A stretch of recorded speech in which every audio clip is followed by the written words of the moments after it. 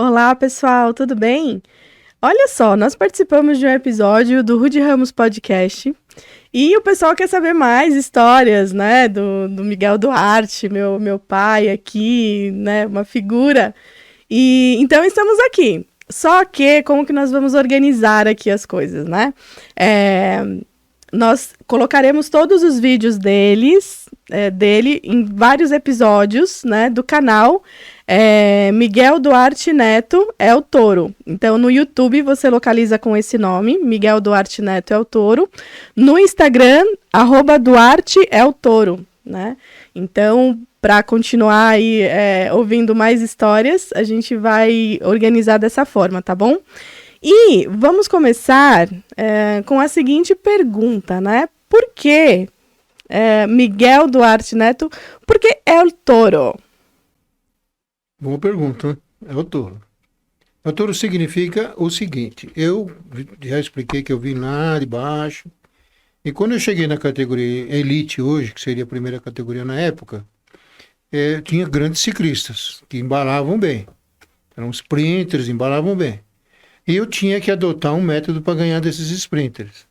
Então eu treinava muito arrancada final, todos os treinos arrancada final, e como eu tinha um sobrepeso de 3 quilos a mais, eu vinha bruto para frente e ninguém passava por mim. E aquele que encostava em mim, batia e voava longe, porque eu vinha aquele num touro bravo. E isso pegou o pessoal do interior que gosta de fazer assim piadas. A gente falava assim, pô, não dá para passar aquele touro não. O touro lá não dá para passar. E outra, não encosta nele, porque encostar nele voa longe. E isso aconteceu várias vezes, inclusive com ciclistas do Rio de Janeiro, aqui de São Paulo, Campeonato Brasileiro, vários ciclistas, que quando eu arrancava, a minha meta, enquanto eu não cruzava a linha de chegada, eu vinha que nem um touro bravo. E isso pegou e ficou esse apelido aí de El Touro, né?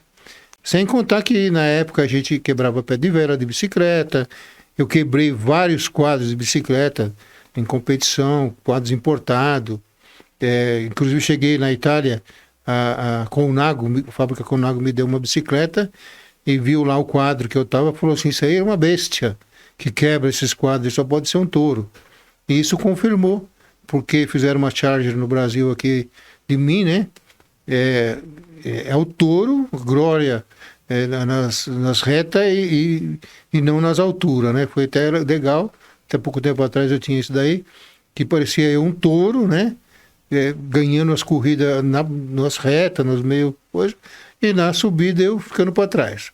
Então isso pegou muito e marcou. Então muita gente na época me chamava de El Touro, ficou. E eu gostava, porque eu me sentia assim como um touro mesmo. Entendeu? Eu enchia aquele pulmão, igual nos filmes lá de antigamente, enchia o pulmão e vinha que não um boi brabo aí, né?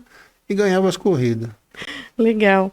Bom, lembrando, né, que nós estamos aqui com uma atenção e um patrocínio especial da Foz TV, então também sigam esse canal, teremos novidades aí em breve, e da Foz Publicidade, tá bom? Então é importante registrar esse cuidado e esse carinho, né, que o Luiz tem tido aqui conosco. Bom, nós estamos aqui com diversos elementos, então, como eu falei, a gente vai fazer vários episódios, né? A ideia é que façamos alguns vídeos mais curtos, contando algumas histórias diferentes. Estamos com vários elementos, algumas peças de roupa que fizeram parte da história do meu pai, algumas fotos, então vamos contar um pouquinho dessas histórias. Para começar, deixa eu escolher aqui algum elemento desse cenário mais, assim, aparentemente nada a ver. Um cacto, pai. O que esse cacto te lembra? Esse cacto me lembra deserto. Quando eu era criança tinha aqueles filmes lá o pessoal dava lá no deserto e tinha aqueles cactos do lado. E eu, como criança, eu ficava, mas será que isso existe? Existe. Papaléguas, né? Acho que Papaléguas, isso. Existe. Nós competimos uma corrida no México, lá no Golfo do México, na Via Pan-Americana, que saía do Golfo do México, chegava lá na divisa dos Estados Unidos. E era somente a estrada. Então você olhava ali, olhava na frente, você via aquele calor derretendo no asfalto, e você olhava para o lado, era cacto. Você olhava para o outro lado, era cacto. E as competições tinham 150, 180 quilômetros, você só via aquele asfalto derretendo na frente e cacto do lado. Toda vez que eu olho um cacto, eu lembro daquelas competições, porque lá funcionava o seguinte: se você furasse um pneu, você estava perdido, porque só existia um carro de apoio. E o carro de apoio sempre fica com o primeiro ciclista da equipe. Então a gente corria com uma bomba de bicicleta, enchia o pneu, um tubular embaixo do cilindro, que se furasse e tivesse no pelotão e tivesse algum ciclista nosso lá na frente, você estava na roça, como eu te falo aqui. Mas lá era comendo cacto. Então toda vez que eu vejo um cacto, eu lembro dessa prova. Foi uma prova dificílima, que ganhou um polonês, e ali eu cheguei a ser sexto na classificação geral, até faltando 2 dias, e lá tinha toda a cortina de ferro, que eu sempre corri na Europa com o pessoal da cortina de ferro, que era Tchecoslováquia, Polônia, Rússia, todos, Cazaquistão, Cazaquistão, todos aqueles caras. E eu sempre falei, eu analisei entre o ciclista europeu e os ciclistas, os melhores ciclistas do mundo, sempre foram da cortina de ferro, e russo. Então, quando eu vejo um cacto, eu lembro dessas provas, porque quando eles iam para a ponta, a gente sofria demais, demais. Então, um cacto para mim, toda vez que eu vejo um, eu cheguei a ter lá em casa um que chegou a quase 3 metros de altura, depois precisamos mudar de parte de casa, temos que desfazer dele. Então, o cacto significa para mim, assim, uma coisa do passado, no qual eu participei de uma competição que eu olhava para um lado, o cacto. E foram 1.000 e poucos quilômetros, em 10, 12 etapas, que você só via cacto. E a chegada era sempre num oásis, num lugar que tinha água. Então, às vezes a gente chegava no meio da estrada, subia na caravana, andava mais 50 quilômetros para chegar num hotel onde tinha água, que era no oásis. E às vezes no outro dia você largava também, andava 30, 40, 50 quilômetros na estrada, olhando aqueles cactos, porque não tinha mais nada para olhar, e depois largava a competição. Foi uma das competições mais duras que eu competi. Então o cacto representa muito para mim. Significa que ali dentro tem água, a gente sabe que tem água, mas não dava para parar para tirar. Então ai de nós se furasse o pneu e ficasse lá para trás, e ai de nós ficar sem água. Porque naquele tempo era diferente do ciclismo de hoje. Naquele tempo a gente corria com uma garrafinha, com uma caramanholinha de 500 ml e tinha que fazer 90 quilômetros. E se no abastecimento você não conseguisse pegar o abastecimento, você tinha que parar e esperar o carro chegar, porque você não tinha conseguido andar 50, 60 quilômetros naquele deserto lá, sem água. Então isso aí significa para mim isso. Água, para quem tem sede vai ter que cortar e lá tirar, e o sofrimento que eu passei em cima da bicicleta representando o Brasil. Foi em que época, em que ano que você... Isso aí foi no ano de 78. 78. 78. Bom, eu quero também fazer um agradecimento especial para minha grande amiga Silvia Moretti, que está aqui hoje do lado de trás das câmeras, mas em breve estará conosco também aqui, contando um pouquinho da sua história, da sua trajetória. Hoje ela é uma ciclista, começou há 2 anos atrás, né? E já está arrasando nas pistas, correndo grandes percursos, grandes quilômetros. E com certeza ela estará em alguns dos próximos episódios batendo um papo com o meu pai aqui e fazendo um encontro de gerações, né, em relação ao ciclismo. Obrigada pela sua presença e em breve estaremos aqui desse lado contando histórias aí. Ela não sabe, que já entrou no sangue. É... Pedalou, entrou na veia, nunca mais esquece. Vai pedalar sempre. É Sempre isso aí. que for numa loja ou num shopping, ela vai olhar para onde tem a loja de bicicleta. Ela vai lá ver as novidades. Não importa quanto tempo, como hoje eu faço. Aonde eu vou, que tem algo de bicicleta, eu vou lá ver. E vocês estavam conversando um pouquinho antes, eu falei assim, gente, grava essa conversa que tá espetacular. Mas você estava conversando um pouquinho e comentando o que você observava nos atletas profissionais com os quais você conviveu na época, né? Então você foi sempre muito de observar o que eles faziam. Então, conta um pouquinho dessas observações, assim, que você fazia em relação aos atletas que você corria junto. Foi um tempo retrô, né, que não se existia técnico de ciclismo. Existia entusiasta que ensinava a correr de bicicleta. Mas não existia, por exemplo, um técnico de ciclismo formado e isso aqui. Eu tive o prazer de ser formado pela Federação Internacional de Ciclismo, como treinador, né, como técnico de ciclismo. Mas naquela época, o que a gente fazia? A gente ouvia. A minha orelha não é grande, mas eu ouvia. Então eu sempre estava perto de algum ciclista bom, ouvindo. Às vezes, quando a gente corria lá fora, a linguagem era diferente, mas estava lá ouvindo, observando. E eu observava o quê? Os melhores ciclistas. Então eu sempre tive o privilégio de estar perto dos melhores ciclistas, observando bicicleta, postura, como eles sentavam na bicicleta. Foi na época que você passou na Europa, um tempo da sua Eu passei, da sua vida? eu morei 1 ano na Itália, né? Eu corri N corridas na Itália e corri também em outros países, na Alemanha, Mundial na Alemanha, né? E outros, Portugal, Volta de Portugal, Volta de Portugal não dá nem para contar o nível de competição que é, tanto que na nossa época, italiano, francês, belga não ia correr, porque não chegava. O ritmo dos portugueses era muito forte. E naquele tempo tinha o tal do profissional marrom. Então alguns países não se profissionalizavam, não viravam profissional, para ganhar competições tipo Olimpíadas, Campeonato do Mundo, etc. E o que acontecia com nós brasileiros? Tomava na cabeça. Por quê? Porque os melhores ciclistas não eram profissionais. Eles eram chamados amador, profissional marrom. Então a gente competia com os russos, que eram os melhores do mundo, competia com os melhores italianos, com os melhores belgas, com os melhores de todos, que não passavam para a categoria profissional para ganhar os mundial da categoria amador, para ganhar as Olimpíadas, etc. Hoje mudou, hoje existe uma categoria praticamente única, só a Sub-23. Então o que a gente fazia? A gente se espelhava, porque no Brasil teve grandes ciclistas. Cláudio Rosa, Luiz Carlos Flores, o meu próprio tio Miguel Duarte, Pedro Geraldo de Souza, N ciclistas, grandes ciclistas. Mas a maioria deles tiveram influenciadores europeus.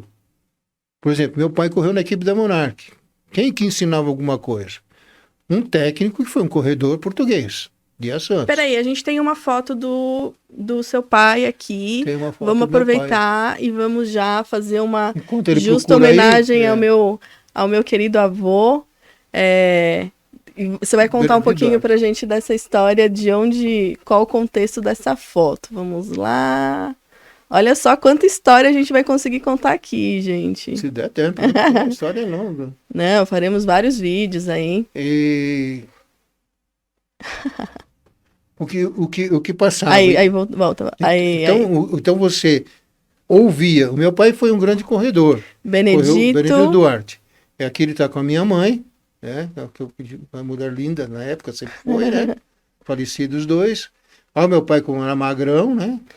Ele corria para a equipe da Monarch, depois correu outras equipes, Pirelli, os que tinha na época. Aquele do lado lá, o seu Joaquim e a dona Benta, que foram praticamente vizinhos nossos desde criança, que tive o prazer de convidar como meu padrinho de casamento. E o meu pai aqui, o gigantão aqui, foi que me passou muita coisa. Mas ele também não tinha experiência, porque ele começou a correr com 26 anos de idade.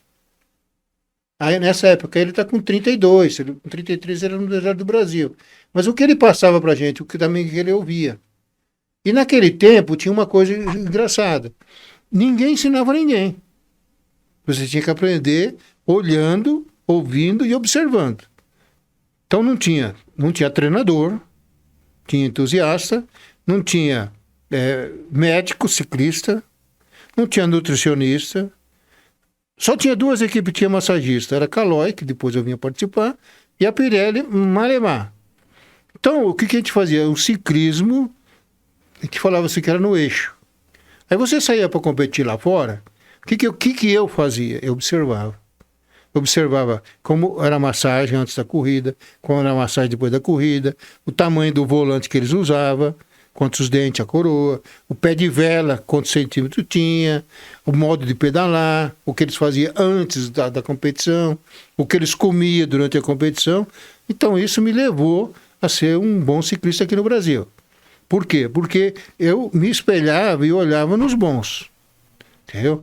E quando o meu pai, por exemplo, ele não conseguiu passar muito para mim, porque ele correu algumas provas na Europa, mas não foram assim, tipo como eu corri, Mundial, de volta da Itália, Amador, volta do Chile, volta de Portugal, e etc. Então eu aprendi com meu pai o básico, que é, você tem que sofrer. Como eu estava falando para a Camila agora aqui. Para Silvia. Para Silvia, eu não sei por que Camila, mas deve ser para Silvia Moretti, né? Então vamos falar para Moretti. Eu estava conversando com ela o seguinte, eu aprendi duas coisas. Você sai para treinar numa estrada. Se você descer, você vai ter que subir na volta. Então guarda energia para voltar. Você observa o vento. Aprendi isso num livro português chamado que depois nós aprendemos a chamar de escalera, que é um atrás do outro ali, correndo atrás, se escondendo do vento. Que nesse livro chamava-se Rosa dos Ventos, que era um livro português. Aprendi muito sobre esse livro aí. E depois aprendi muita coisa também num livro de um português brasileiro, que Antônio Carlos Alves, o Biscuit, que ele publicou lá nos anos 70, um livro chamado Ciclismo para Todos, e privilégio de quem tem aquele livro. Então é isso que a gente fazia. A gente se espelhava no lado de fora. E eu tenho o prazer de dizer que eu mudei o ciclismo do Brasil. Eu tenho o prazer de dizer pelo seguinte, por eu me espelhar lá fora, eu cheguei a dar uma palestra para os alunos da USP, pós uma 9 de julho, que tinha alguns técnicos de fora, da América inteira, que viram correr 9 de julho, e um técnico italiano, que depois ele foi lá e me deu os parabéns, porque eu sempre disse assim, o brasileiro, e de forma geral, é homem como todos os homens do mundo. O que falta para nós é treinamento, aprender disciplina e aprender regras. Por quê? Porque aqui no Brasil, se largava uma competição, parecia uma estoura de boiada. Tá aí, diferente lá fora, que tem regras. A equipe sai correndo, mas os cabeças da equipe, os capitães que são falados... Tem estratégia, eles né? têm estratégia e tal. Aqui não. Aqui se corria que nem uma vaca braba, todo mundo. Eu era chamado de autônomo, não porque eu fazia isso, é porque eu deixava pro final. Olha, você tem muita história da Calói para contar. Hoje você tá aí uniformizado, né? E você me contou uma vez que nenhum ciclista... Conta você essa história, que você chegou pro Bruno Calói e falou, olha aqui nas minhas costas, quero ver qual é o ciclista que tem Calói tatuado nas costas, como eu, e tatuado de sol, que, né, essa camiseta marcava. Então, bom, para terminar esse episódio, a gente vai contar alguma coisa só em relação a essa questão da Calói, porque a gente já vai pro próximo episódio, tudo bem? Beleza. Bom, funciona assim. Eu sempre me senti profissional porque eu aprendi ou você é ou você não é. Aprendi isso lá no Exército que eu já contei. Ou você é ou você não é. Aprendi no Exército que você é mais, um ciclista ele é mais do que uma pessoa normal. Porque o esforço de pedalar, a Silvia está aqui, ela sabe. Você sofre pedalando. E quando você está voltando, não tem carrinho para dar carona. Não tem motorinho para você segurar, não. Tem que pedalar. Então eu aprendi muito isso daí. Entendeu? Muito. Aí voltando, o que aconteceu é o seguinte. Eu treinava. Eu fui profissional marrom na Calói, quer dizer, eu recebia para competir. Antigamente as equipes registravam funcionário, ele trabalhava 4 horas, depois ia treinar, mas era um profissional marrom, por isso chamava isso. E eu tive o privilégio de correr na Calói, que a Calói nos patrocinava, dava alojamento, bicicleta, nós tínhamos um massagista, que era um cozinheiro também. Então nós tínhamos um privilégio. E eu saía para treinar todo dia. Eu acordava às 7 da manhã, fazia meia hora, tomava um cafezinho rápido, fazia meia hora de ginástica, todos os dias com sol e com chuva, tomava um café e saía para treinar. Com sol e com chuva. Eu fazia no mínimo 120 quilômetros por dia. Só não fazia quilometragem alta na sexta nem no sábado, que eu já tinha aprendido que tinha que guardar.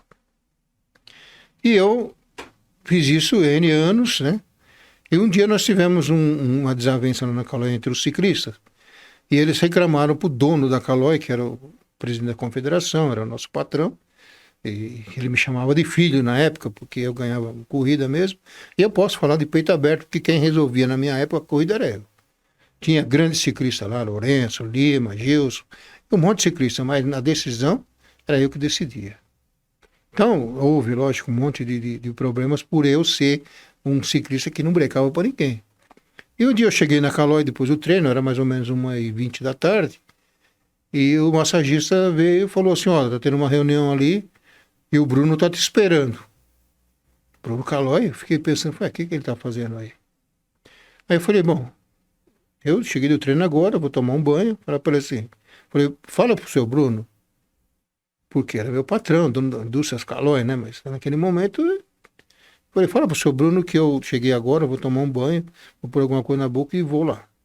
Aí fui lá, tomei um banho e tal, pus alguma coisa na boca e entrei na sala de reunião. Aí ele entrou e virou e falou assim, tá aí, ó, o ciclista briguento, faz jus ao nome, né, Touro Brabo. Eu falei, o que está acontecendo, seu Bruno? Ele falou, bom, em primeiro lugar eu quero saber o seguinte. Ele contou algumas coisas que eu não compartilhava com os outros ciclistas. E falou, por que você não breca para ninguém? Você não deixa ninguém ganhar corrida. Você não deixa ninguém da sua equipe ganhar corrida. Aí eu peguei, arranquei a camisa. Falei, dá uma olhada nas minhas costas, seu Bruno. E essa camisa aqui, ela é de uma confecção... Ela não é como a camisa moderna. Isso aqui é linha, é um bordado. Eu falei, dá uma olhada nas minhas costas. De tanto sol que eu tomava nos treinamentos, sol, chuva, estava gravado nas minhas costas, assim, Calói. Era como se fosse hoje você faz ali uma aplicação, mas o meu era natural, Calói. Falei, ó, se algum deles aí, ó, tiver um C da Calói nas costas, eu vou deixar ele ganhar a corrida. E outro, o senhor me paga para ganhar, não para ser o segundo. Então, essa era uma marca que eu tinha de ser um profissional. Todo mundo falava assim, pô, Miguel, ele não breca para ninguém. Eu falei, como é que eu vou brecar se eu saio para fazer 180 quilômetros e os demais faziam 120 e voltava para casa? Por que eu vou brecar se eu ganho para ganhar? Então, o que acontecia? Corre para ganhar. Eu ganho para correr e ganhar. Ah, tá. E teve outros episódios que eu vou contar aqui, que várias vezes eu estava inspirado, né? Que eu nunca larguei uma corrida desanimada. Eu sempre fui inspirado e eu não via a hora de correr. Tinha dia que eu chegava na frente do pelotão, ali na largada, assim, tinha nas 80, 50, 60 ciclistas, e era o circuito que me favorecia, que não tinha muita montanha, tipo cidade universitária que subia o morro lá atrás. E eu chegava lá na frente, levantava o braço e gritava, quem vai ser segundo aí? Você imagina os outros ciclistas, né? O ódio. Já estou falando que outro vai ser segundo, eu vou ser o primeiro. Então se passava aquelas competições 70, 80, 100 quilômetros, que era uma guerra mortal. Todo mundo contra mim, a minha equipe contra mim, o técnico contra mim, todo mundo contra mim. E eu ainda vinha para chegar e ganhar. El Toro! Inclusive teve episódios fora do Brasil que o ciclista falava assim, Eduardo é louco. Ele toma bolinha. Ele toma bolinha, ele toma droga. Ele me perguntava pra qual bolinha que você toma. Eles perguntavam pra mim assim, você toma? Eu falei, tomei 4. Mas não falava o que era, porque eu não tomava. Entendeu? O máximo que eu tomava, na época, era injeção de vitamina e eu tomava Coca-Cola com café de máquina sem açúcar. Na Caramanhola ali. Que de vez em quando estava ali no meio da corrida, que ele fazia bum, explodia, por causa de chacoalhar o gás, e os caras falaram, nossa, o Miguel pôs tanta bomba aí que tá explodindo. Mas não era mais do que uma Coca-Cola com café. Que hoje, sei lá. Mas mesmo as drogas que o pessoal tomava, que eu nunca tomei, fiz vários exames de doping, e posso falar com a cabeça limpa, o que eles tomavam na época, hoje é café com leite aí pro pessoal, que hoje tem muitos ciclistas aí que usam de artifícios, né? Eu nunca vou falar se eu sou contra ou sou a favor, porque eu não estou na pele deles, eu nunca experimentei, então eu não posso falar, eu só digo uma coisa. Um atleta, ele pode ser de ponta, treinando. Vai sofrer, mas tem que ter objetivo. E você ganhou essa camiseta de uma pessoa muito especial, né? Você recentemente participou de um evento também, foi homenageado. Quem te deu essa camiseta? Essa camiseta, no passar dos anos, as coisas vão acontecendo e eu perdi a minha camiseta da Calói. ou emprestei para alguém, não devolveram, que isso é normal acontecer, né? Então, a camiseta do Palmeiras, da Calói e outras do Calói de São Bernardo, eu emprestei para alguém e foi embora. E eu fui convidado a participar do Giro Vecchio, que o Paulinho de Tarso faz de alguns meses. Eu falei, Paulinho, eu tenho todo o privilégio de participar, mas não tenho mais a camisa da Calói. Aí o Nicoletti, né, a Adilson Nicoletti, que faz parte também desse Giro Vecchio, conversou com o Paulinho e falou, pô, mas ele não tem a camisa da Calói.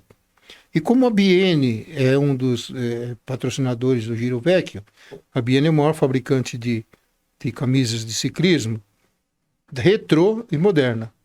O pai desse jovem hoje é o que faz as nossas camisas da Calói. Aí o Nicoletti falou assim, não, deixa comigo. Aí quando chegou um dia antes, eu falei, pô, Nicoletti, eu não tenho a camisa da Calói, como é que eu vou falar alguma coisa, ou participar? Ele falou, não, deixa comigo. E na noite anterior que teve lá a festa lá do passeio ciclístico, a Biene, o Paulinho de Tarso e o Nicoletti vieram me presentear com essa camisa estilo original, tecido original, da mesma forma, né? Que eu vou guardar agora eternamente. E não adianta pedir emprestado, que eu não empresto. Essa eu não empresto mais. Entendeu? Mas foi muito bom. A Biene, nem pro meu filho vai usar. A Biene foi que me deu essa camisa, junto com o Paulo de Tarso e o Nicoletti. E eu tenho algumas camisas aqui também que eu tenho história.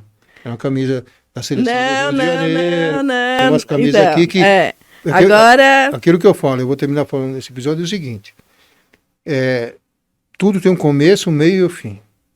Se você quiser ter um fim, você tem que ter um começo. Só que o meio é duro. Todo esporte. Silvia está aqui, ela já percebeu. 2 anos de pedalando, ela já viu. O ciclismo é a coisa mais linda que tem. Ela evolui a mente das pessoas.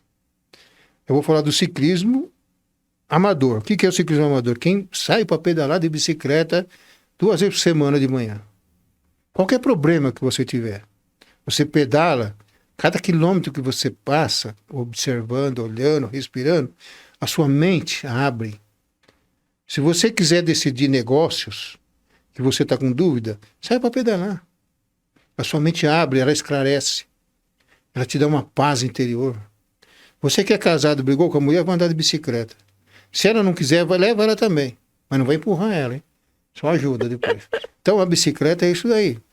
Quando você pedala, eu falei agora mesmo para ela, entra na veia e não sai mais.